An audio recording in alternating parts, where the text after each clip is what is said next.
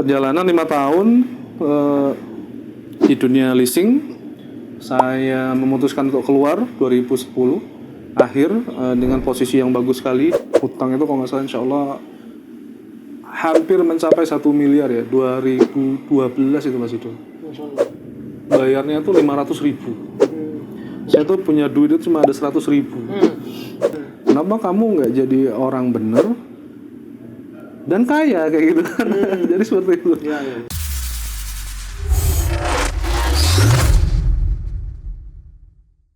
Bismillahirrahmanirrahim. Assalamualaikum warahmatullahi wabarakatuh. Alhamdulillah, wassalatu wassalamu ala rasulillah wa ala alihi washabihi ajma'in. Amma ba'd. Alhamdulillah, kita hari ini ada lagi di episode Inspirasi Bisnis. Insyaallah kita akan memberikan insight ya, inspirasi kepada sobat Ziko semua, segala hal yang berkaitan dengan bisnis yang semoga bisa diambil insight-nya dan diterapkan di dalam bisnis sobat Ziko semua. Alhamdulillah hari ini kita kehadiran seorang pengusaha ya, pengusaha yang luar biasa ya, Mas Muhammad Saad, tapi biasa dipanggil Mas Momo ya. Iya, Momo. Masya Allah. Jadi beliau ini pengusaha auto detailing ya. Jadi Masya Allah, nanti mungkin bagaimana sejarahnya, perjalanannya, tips-tips bisnis apa aja, inspirasi bisnis apa aja, mungkin langsung aja ke Mas Momo. Assalamualaikum Mas Momo. Assalamualaikum warahmatullahi wabarakatuh. Sehat ya? Alhamdulillah. Alhamdulillah, barakallahu fiik. Saya kemana nih? Situ apa sini ya? Boleh sini, boleh situ ya.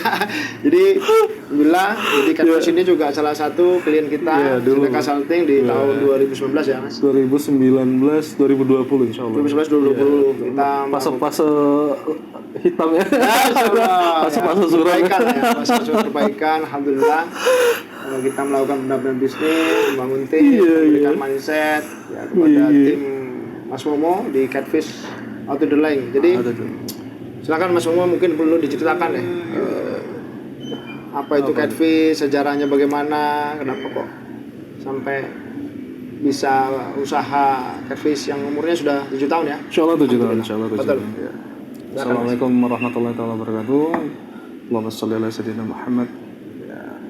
Saya Muhammad Saad. Sebenarnya nama aslinya itu Maurice Albert ya. Jadi saya namanya Kristiani. Jadi teman-teman biasanya manggil Momo itu dari nama Maurice Albert itu. Perjalanan dulu saya nakal sekali, hitam sekali dunia saya tuh. Maksud saya tuh orang-orang yang nggak bener lah itu, ngaco kayak gitu Mas itu. Jadi seperti itu. Nah, perjalanan di Palembang itu sempat kerja di salah satu lembaga keuangan, finance ya kayak gitu kan. 5 tahun di sana saya. Salah satu grup Bank of Tokyo. Nah, perjalanan lagi ya mulai ngaji segala macam. Hijrah lah ya. Ya dibilang hijrah waktu itu ya mungkin masih belum inilah, karena ketika kita hijrah tapi nggak tahu ilmu ini agak bahaya kayak gitu karena istiqomah itu akan hilang kayak gitu. Maksud saya tidak akan tetap temporer. Perjalanan 5 tahun di dunia leasing, saya memutuskan untuk keluar 2010 akhir dengan posisi yang bagus sekali, dalam arti kata ya kita bisa masih ada karir. Sudah saya bilang saya pengen inilah keluar dari inilah dunia kayak gini, saya bilang saya nggak mau lagi. 2010 saya keluar, memutuskan diri untuk jadi entrepreneur kayak gitu kan. Nah ini tadi saya bilang kamu hijrah tapi nggak tahu ilmu ini bahaya. Keluar bukannya malah hijrah, perjalanan saya bisnis. Nah di bisnis ini ya menjadi 3 orang itu tadi. Saya buka warnet, kemudian saya buka showroom mobil ya, perjalanan itu Sapa Sukses Mobilindo. Nah alhamdulillah Allah kasih rezeki yang luar biasa waktu itu. Tapi dengan cara ya nggak benar juga. Ya kita main beberapa pembiayaan dari lembaga keuangan kayak gitu. Terus saya juga nyari rezekinya juga ngaco kayak gitu waktu itu. Nah hikmahnya itu 2012 itu Allah kasih saya bangkrut. 2012 Allah kasih saya bangkrut. Hutang itu kalau nggak salah insya Allah hampir mencapai 1 miliar ya, 2012 itu Mas itu. Bangkrut. Ya sudah, di fase titik itu kita baru sadar gitu kan. kita ini nggak punya siapa-siapa kayak gitu kan. Ini teman-teman yang biasa ngumpul, yang kita biasa traktir atau segala macam, nemenin itu ya hilang semua kayak gitu. Kalau Senin datang susah hilang. Oh, ya perjalanan memang harus seperti itu. Uang kan punya sifat independen kan kayak gitu kan. Jadi nggak kenal saudara, nggak kenal ini gitu kan. Ya sudah. Nah, pada satu sisi itu, satu fase itu udah saya mau ngapain lagi nih? Pilihannya cuma dua. Kamu mau bangkit atau mau bunuh diri gitu aja kan. Kan banyak hal kan. Tapi saya memilih nomor satu. Sudahlah saya bangkit aja. Nah, akhirnya perjalanan saya ya udahlah, saya punya skill marketing lah. Dulu saya marketing lama kan. Kerja lagi nih Mas Idu. Jadi saya kerja lagi di salah satu property agent kayak gitu. Dari sana perjalanan sudah 2 tahun, tapi tetap nggak bisa. Kita tetap menjadi 3 orang tadi, saksi, pelaku juga kan. Ya seperti itu kan. Ya kalau misalkan kamu ada KPR, kamu harus ikut gitu kan, seperti itu. Perjalanan terus saya ketemu sama istri saya yang di sini kan. Nah, istri saya bilangin satu, gini ya katanya, kamu gak akan bisa jadi benar katanya. Pertama, lingkunganmu juga seperti itu. Satu. Kedua, kamu dulu tuh bisa jadi orang kaya kayak gitu kan, orang sukses, tapi hidupmu nggak benar gitu. Kenapa kamu nggak jadi orang benar dan kaya kayak gitu kan? Jadi seperti itu. Kalau kamu nggak bisa, berarti kamu yang bego. Kata istri saya gitu. Ya udah, mulai dari inilah hidup mulai dari nol di Malang katanya. Bisa kok katanya. Nah, dari 2015 inilah saya memutuskan untuk ke Malang. Nah, saya dapat nama Muhammad Saad itu ya sebelum berangkat tuh saya minta nama sama salah satu guru saya, Ustadz Abdul Majid kan di Palembang, salah satu kiai besar juga di Palembang itu. Itu prosesnya unik lagi nih, karena saya mungkin namanya ulama kan tahu lah ya kalau anak ini nakal atau apa gitu kan. Saya tuh nunggu dari maghrib tuh Mas itu. Baru dipanggil tuh jam 1 malam kayak gitu. Di luar. Aneh. Jadi ditanyain, antum kenapa katanya? Saya bilang, ya saya mau hijrah ke Malang. Saya minta nama lah, saya pengen bener hidup saya bilang. Saya nggak mau ngaco lagi, udah hitam banget dulu. Terus dari sana ya udah, kalau kamu mau namamu sekarang Muhammad Saad gitu. Saya diem saya. Ya namanya kita inilah ya, hidupnya nggak bener dikasih nama Arab kayak gitu bingung gitu. Ya ini namanya apa sih gitu kan, artinya apa? Konyol aja gitu, nggak ada adab juga, konyol aja gitu. Oh Saad itu artinya bahagia katanya. Jadi nama antum sekarang Muhammad Saad Al-Muhajir kayak gitu kan. Jadi pakai nama itu. Jadi orang berbahagia dalam hijrah. Nah, akhirnya saya memutuskan 2015 itu ke Malang mulai dari nol gitu Mas. Ceritanya seperti itu, dari Palembang terus ke Malang. Seperti itu. Malang langsung catfish ya? Tidak. Oh, belum. Jadi lucu. Nah, jadi kita kan punya background otomotif segala macam ya. Ke Malang nih mau ngapain nih? Jadi pas landing dari pesawat tuh udah bingung saya. Saya mau ngapain di Malang kayak gini kan? Cuma kita ngelihat ini ya, Malang ini kan kotanya dingin banget. Betul. Nggak pernah sampai 30 kan, 25, 20-an. Kalau Palembang kan 30, 34 ya. Jenengan sudah sering ke Palembang kalau sendiri lah ya. Saya bilang mau ngapain sih ini di Malang ini kayak gitu kan. Jadi pemikiran saya cuma dua nih. Malang ini kalau nggak pertanian, peternakan kayak gitu. Gitu kan. Ya sudah, karena saya nggak kuat macul, saya milih ternak aja. Sama istri saya bilang, ya kita ternak aja. Saya bilang, ternak apa Bi? Gitu. Iya, ternak lele. Gitu. Coba aja gitu. Iya belajar tuh pas itu. Ya, dari nol ya? Lele nol, belajar kemana-mana tuh. 3 bulan doang gitu kan. 5.000 jadi lelenya. Tapi saya bilang, ya Allah ini kayaknya bukan passion saya ini. Otomotif jatuh ke perikanan. Jadi saya nggak gini nih saya bilang ya Allah. Saya bilang kayaknya bukan saya nih kayak. Aduh ya lele ternak tuh kayak gitu kan. Pagi feeding, sore feeding gitu kan. Malam feeding gitu kan. Ya aduh kayak nggak deh saya bilang. Bengong-bengong aja di kolam lele kan. Jadi 3 bulan itu saya putusin pas panen gede itu saya bilang sama istri udahlah kita nggak usah lelean. Stop dulu. Abi mau ngapain? Nanti lah Abi minta sama yang di atas. Istihoro saya maksudnya. 1 bulan saya istihoro gitu. Perjalanan, ya cuma lele ini punya cerita lagi nih. Wah inilah asal muasalnya catfish. Betul. Catfish kan artinya lele. Jadi 1 bulan saya istihoro itu ternyata dapat hidayah kan, dikasih ya alhamdulillah lah ya. kayaknya sebenarnya harus balik ke otomotif lagi. Tapi tidak untuk ke jual belinya, Ya. ke jasa di luar itu, bersih-bersih gitu Ya, kan. ya, ya. Oh ternyata seperti ini. Nah perjalanan ketika dapat itu, saya langsung ikut training di Surabaya. Waktu itu benar-benar nggak ada duit Mas itu. Jadi training itu kalau nggak salah 2016 itu insya Allah bayarnya tuh 500.000. Saya tuh punya duit itu cuma ada 100.000. Ditulis di ininya terbatas kayak gitu, limited edition gitu kan. Saya bilang, panitia langsung saya telepon. Dia bilang, Om, saya bilang, ngapunten ini saya tukang lele nih, saya mau belajar auto detailing gitu kan. Boleh apa enggak gitu? Ya boleh aja katanya. Nah ini duit saya ini ada 100.000. Saya mau DP dulu kayak gitu kan. Waduh nggak bisa bro katanya, harus bayar lunas kayak gitu. Tolong Om bantu saya bilang gitu. Oh ya udahlah kalau kayak gitu kan. Oke lah nanti gua kabarin lah katanya nanti ya. Gua kabarin lagi. Nunggu-nunggu pagi dikabarin besok. Ya udah boleh, tapi satu hal. Kalau batal duitnya nggak boleh balik kayak gitu kan. Siap Om saya bilang gitu. Jadi saya punya waktu 1 minggu untuk ngikutin ngelunasin training itu sama berangkat ke Surabaya. Ya. Nah, perjalanan itu alhamdulillah Allah kasih rezeki pas bener gitu kan. Jadi dapat uangnya insya Allah kalau nggak salah waktu itu dapat uang 600.000.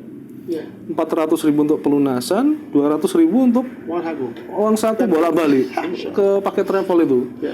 Zaman dulu itu travel itu kan nggak masuk ke gondang lagi Mas itu. Jadi nunggu di gadang itu. Betul. Jadi saya berangkat itu diantar sama istri 2:30. Nunggu di gadang itu. Karena katanya kamu penjemputan pertama Mas.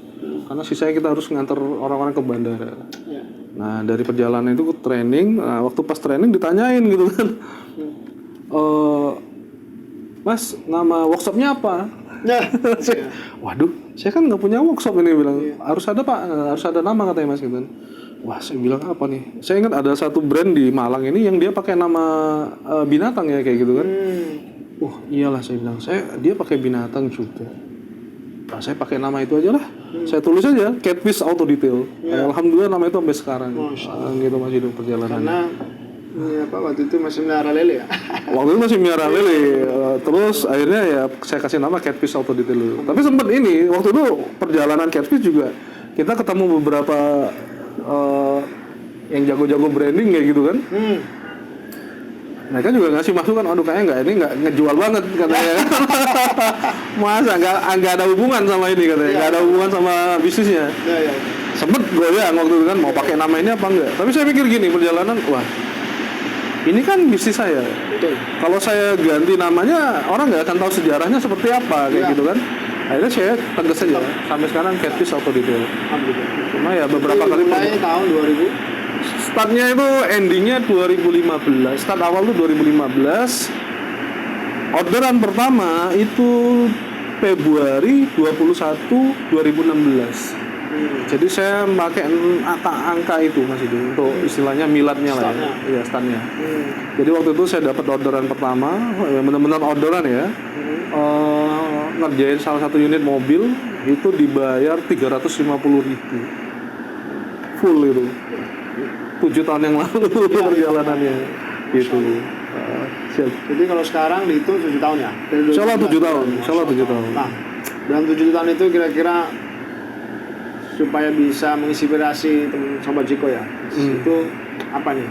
Kendala-kendala yang dihadapin, terus cara nyelesainnya itu apa aja? Ya kalau saya bilang gini, bisnis ini sebenarnya simpel saja. Ini bisnis ini mentality ya.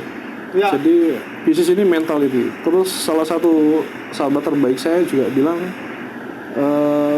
bisnis is not a popularity contest ya. Jadi bukan kontes populeran gitu kan. Kalau sekarang kan lagi rame nih kan. Dulu sempet murah banget gitu. Kalau sekarang lagi ada yang baru nih ditangkepin semua ya kalau nggak salah ya. Apa tuh?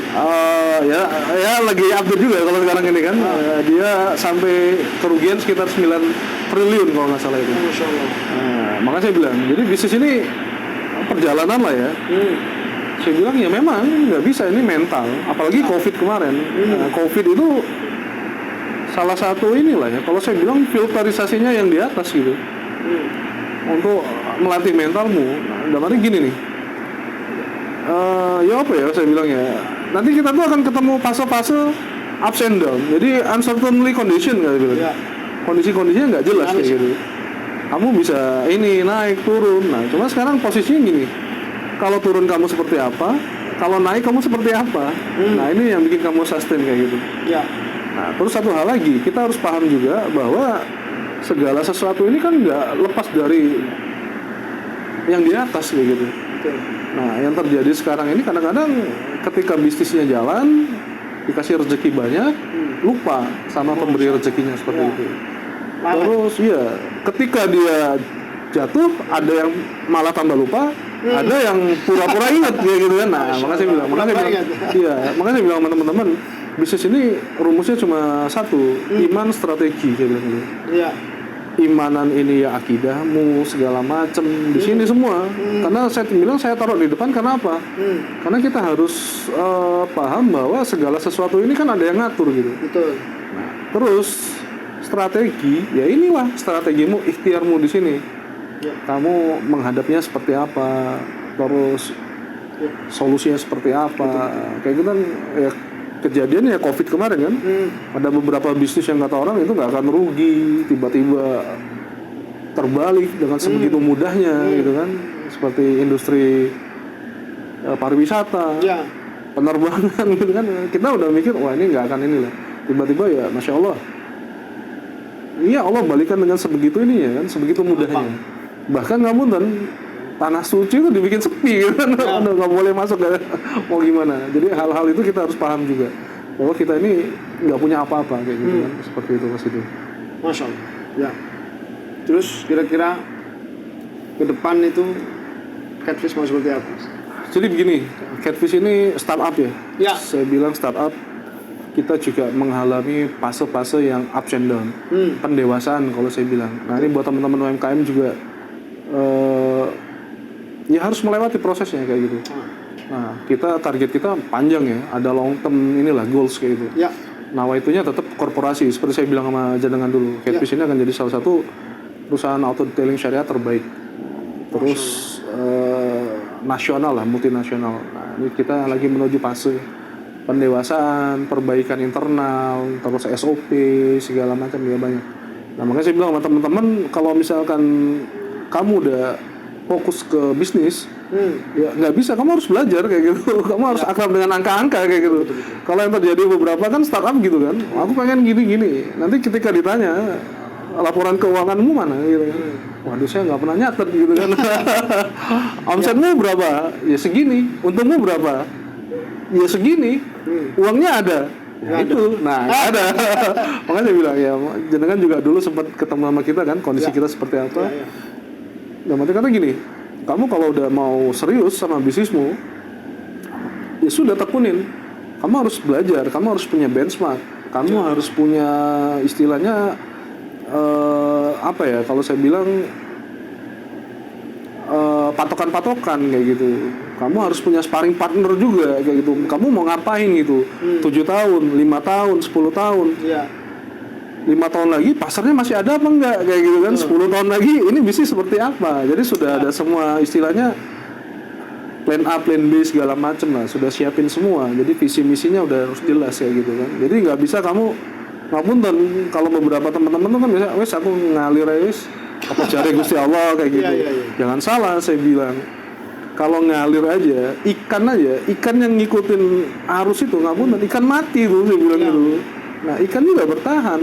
Makanya di badan itu kan ada garis tuh, biar tahu kekuatan arus air segitu segala macam. Nah, ya kita ya masa kalah sama ngapunten ikan gitu kan, ya kita punya akal yang luar biasa gitu.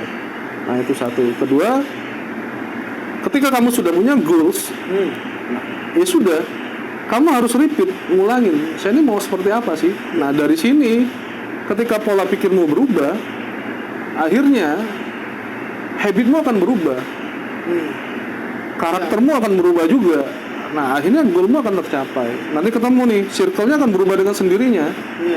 Oh saya misalkan targetnya miliaran, nah, nanti pelan-pelan nih berubah tuh. Kalau benar-benar istiqomah ya saya bilang, bukan cuma aku miliaran sudah enggak, tapi memang harus di-repeat tiap hari. Jadi kalau ada teknis itu namanya scripting gitu kan, nulis nih visinya segala macam. Pelan-pelan tuh nanti ketemu circle-circle yang seperti itu. Kalau sudah seperti ini ya sudah istiqomah terus saja kayak gitu. Dan proses ini ngapunten teman-teman bisa cepat, bisa lambat, tergantung jenengan juga. Jenengan mau cepat silakan saja, mau lambat ya silakan saja. Yang menentukan speed jenengan. Tapi ingat, yang cepat biasanya nggak bertahan lama, gitu kan? Yang lama belum tentu cepat, seperti itu aja. Jadi saran saya ya menikmati proses saja. Apapun insight dari beberapa mentor atau siapapun, Ya. decision makernya tetap jenengan. Jadi ya silakan saja seperti itu Mas itu. Ya, berarti ini yang bisa membuat catfish bertahan itu ya yang disampaikan Mas Momo ya. Berarti mentality yang pertama. Ya, Kemudian konsistensi. siap. Ya kan, terus tadi yang saya tangkap itu mau belajar nih, ini yang paling penting kan. Oh iya, betul. Jadi kalau nggak ada mentalnya, nggak mau belajar, kemudian nggak konsisten ya bisnis ini ya bisa jadi setahun 2 tahun udah bosan gitu kan. Pasti. Padahal bisnis ini butuh proses ya. Mas. Betul, betul. Ya, makanya kan catfish ini sampai Masya Allah ya 7 tahun, nggak mudah nih melewatin masa bisnis sampai 7 tahun gitu kan. Iya, Karena benar-benar. ya itu bukan waktu yang sebentar juga ya. Siap. Bukan lama juga, dari 2012 perjalanan sejarahnya mulai dari belajar naik apa tadi dari kader segala macam, nggak ada duit segala macam ya. Ini mungkin ya bisa menginspirasi teman sobat Jiko ya untuk mengambil ibrohnya Iya, bahwa insyaallah. tidak ada bisnis yang instan ya Mas. Siap, tidak ada. Semua pasti berproses untuk menjadi besar, scale up itu pasti butuhkan perjuangan. Jadi 3 hal yang kita dapat nih hari ini dari Mas Momo, Masya Allah ya. Mentalnya harus kuat ya Mas. Kuat, kemudian konsisten dan terus belajar. Oke, kira-kira jika Sobat Jiko ingin berkolaborasi dengan Catfish nih Mas, apa yang ada peluang di Catfish untuk dikolaborasikan sama teman-teman Sobat Jiko? Siap. Jadi Catfish ini perusahaan startup. Kita juga, saya bilang bukan dalam arti kata yang seperti yang lain-lain gitu kan. Kami ini salah satu visi kita pengen jadi salah satu perusahaan syirkah terbaik kayak gitu kan. Ya. Karena salah satu ya solusi riba itu ya syirkah kayak gitu kan. Nah, kami ini membuka beberapa, kalau saya bilang garasi ya, saya bilang gitu kan. Jadi setiap workshopnya tuh garasi gitu kan. Ya. Garasi ada titik-titik yang kita incer di beberapa Malang ini. Kita sudah visi beberapa titik. Kalau misalkan berminat, monggo saja nanti ngobrol. Terus Kontak kemana? kontaknya bisa ke Instagramnya, bisa dicek Catfish Auto Detail. Nanti juga bisa ke Garasi Utara di Tasikmadu. Sematu. Bisa juga ke Garasi Kepanjen di ya daerah ini Bulu Pitu ya, dekat ini pinggir jalan juga. Tapi kami ini mencari investor yang ngapunten, yang memang ngapunten, yang apa ya? Ya tetap profesional lah. Dalam arti kata bukan ketika kamu nanti gagal ini malah jadi hutang gitu. Yang penting akan secara mau mana. Betul. Nah, nanti kita bisa pakai Siada Consulting ya buat ngatur akarnya kayak gitu kan seperti apa. Mudah-mudahan ya ini hikmahnya luar biasa. Jadi karena proses bisnis itu tidak apa ya, tidak gampang kayak gitu. Kalau beberapa franchisee atau beberapa yang lain tuh akan bilang, ini malah ada beberapa juga yang bilang BP 6 bulan, BP 3 bulan, pasti untung. Nggak seperti itu juga, karena kita harus mapping semua kayak gitu kan. Biasanya juga proses istilahnya pengenalannya kan sekitar 1 sampai 2 tahun kayak gitu. Ya. Kalau saya insya Allah yakin semangat, nah kita lagi siapkan semua. Mudah-mudahan bisa jadi korporasi terbaik lah nanti insya Allah. Itu saja Mas Ibu. Baik. Tips buat sobat-sobat Jiko Mas. Oke. Konsistennya apa nih? Baik. Dari obrolan kita hari ini, insya Allah. Pertama kita harus paham bahwa ada pondasi-pondasi yang paling penting dalam membangun bisnis. Pertama keimanan, Masya Allah. kedua karakter ya, ketiga support system yang paling penting itu kalau jenengan sudah menikah itu keluarga, istri, istilahnya pasangan kita. Kalau jenengan belum menikah, ya ngapunten, orang tua itu udah harus support system terbaik. Ya. Jadi saya bilang pondasi-pondasi ini memang harus benar gitu kan. Kadang-kadang nih ada beberapa nih pebisnis, ini saya berjuang untuk keluarga kayak gitu. Nah, tapi akhirnya di perjalanan mengorbankan keluarga juga. Kayak apa mengorbankan itu? Ya bisa jadi istilahnya harusnya bisa memberi nafkah dengan baik gitu, akhirnya ya karena dia tidak bisa mengelola keuangan dengan baik. Ya akhirnya bisnisnya ya itu. Kita harus sadar juga kalau sebagai imam ada rezeki-rezeki yang ini kita pikul kayak gitu kan. Apalagi sebagai bisnis owner gitu kan. Nah, jadi saya bilang istri kita harus benar-benar apa ya? Kalau saya bilang ya harus harmonis, keluarga harmonis. Jadi saya bilang tuh ada 3 hal. Pertama, dengan siapa kamu berguru, dengan siapa kamu bermitra, ini paling menentukan lingkungan segala macam. Ketiga, dengan siapa kamu berpasangan. Ya. Alhamdulillah saya perjalanan ya sempat lah dalam arti kata merasa laki-laki itu ego gitu kan. Kita business owner, tidak mau mendengar, apalagi dengan istri ini kan. Tapi padahal kita harus paham bahwa yang menemenin kita 48 jam itu istri gitu kan. Jadi kita harus dengar juga. Dia itu penasehat keuangan terbaik lah kalau saya bilang gitu kan. Nah, terus ya ibadah, jangan sampai bisnis ini malah melalaikan ibadah-ibadah kita. Bisnis adalah salah satu ibadah terbaik kita kalau pengusaha ya. Jadi dalam arti kata, ya inilah pengusaha muslim ya, bisnis adalah ibadahku seperti itu. Jangan ibadah yang dibisniskan. Jadi jangan kebalik ya teman-teman ya. Ya bayang ya. Jadi jangan terbalik. Jadi jangan kamu transaksional lah istilahnya dengan ibadahmu. Yang ketiga, cari guru sebanyak-banyaknya lah ya. Guru bisnis, mentor, apapun itulah. Kamu misalkan nggak tahu ilmu keuangan, kamu cari guru terbaik. Kamu nggak tahu istilahnya ilmu tentang public speaking, ketemu sama klien atau apa ya sudah cari ilmu. Tapi nanti harus ada punya pegangan. Oh bahwa ini guru saya yang terbaik kayak gitu, seperti itu. Ya terus ya itu saja. Terus satu lagi ya mentalmu, karaktermu tentukan. Kamu mau seperti apa. Seperti itu. Ya jangan sampai keluar dari yang sudah diajarkan oleh baginda Nabi ya seperti itu kan. Seperti itu saja mas. Karena kita kan pengusaha muslim ya. Alhamdulillah, barakallahu fiik. Alhamdulillah begitu banyak ya hari ini pelajaran nih dari Mas Mamu. Masya Allah. Mudah-mudahan bermanfaat. Saya juga Al-Fakir ini masih banyak guru saya terbaik. Ya, Masya Allah. Jadi, Mas itu. ya, tadi tentunya ya bisnis yang pengusaha yang kita undang di bisnis itu ya bisnis yang sudah biasanya di atas 5 tahun. Alhamdulillah kan Kevin juga klien kita dan alhamdulillah bisa Allah mudahkan bisnisnya bertahan 7 tahun. Ya, semoga insyaallah. Apa yang disampaikan Mas Momo bisa bermanfaat, Amin. Sobat Ziko kemudian menjadi amal jariah Mas Momo lah. Amin. Insyaallah. Mudah-mudahan bermanfaat. Sobat Ziko bisa menerapkan dengan baik, mengimplementasikan dari nasihat-nasihat dari Mas Momo, tips-tips bisnis tadi ya, dan bermanfaat di bisnisnya. Semoga menjadi amal jariah. Amin. Jadi saya ucapkan sekali lagi jazakumullah khairan semua atas kehadirannya di Space Business Jeddah Consulting. Alhamdulillah Sobat Ziko, kita tutup dengan doa fatul majelis. Subhanakallahumma wa bihamdika, asyhadu an la ilaha illa anta, astaghfiruka wa atubu ilaik. Assalamualaikum warahmatullahi wabarakatuh. Waalaikumsalam warahmatullahi wabarakatuh.